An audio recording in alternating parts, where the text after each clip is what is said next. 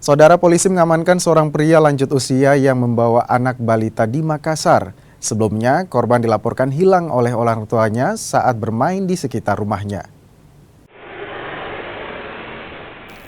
Polisi akhirnya menemukan balita berinisial IB yang sebelumnya dilaporkan hilang dibawa pria misterius saat bermain di dekat rumahnya.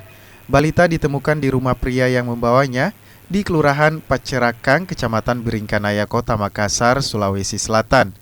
Di hadapan petugas, pria 70 tahun itu mengaku dari rumah keluarganya di Perumnas Antang, Makassar.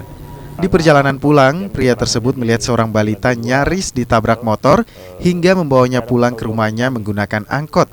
Pada saat ini anak korban ini bermain-main di pinggir di jalan situ di blok-blok 6, itu ada sementara melintas terduga pelaku Pak Herianto ini berjalan kaki.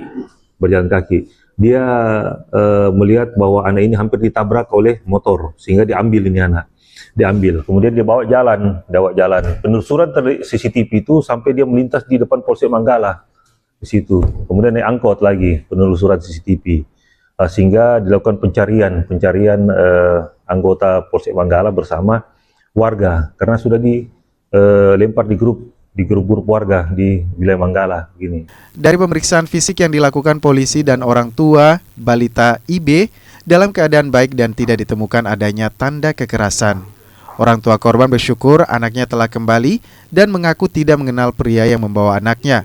Keberadaan balita diketahui dari keluarga pria tersebut setelah melihat informasi anak hilang dan melaporkannya ke Polsek Manggala. Jadi ternyata orang yang bersama dia ini itu memang sering ke sini, tapi bukan warga di sini. Ya, jadi dia warga Pacerakang, Dayak. Cuma dia punya keluarga di sini. Ya, cuma dia dikenal sama keluarganya saja. Jadi 2 orang atau 3 orang keluarganya yang kenal. Dan dia sering jalan kaki, ya, nanti di sini. Nah, cuma pada saat itu kan kami sebarkan informasi itu kurang lebih jam 8 jam 9 malam, ya.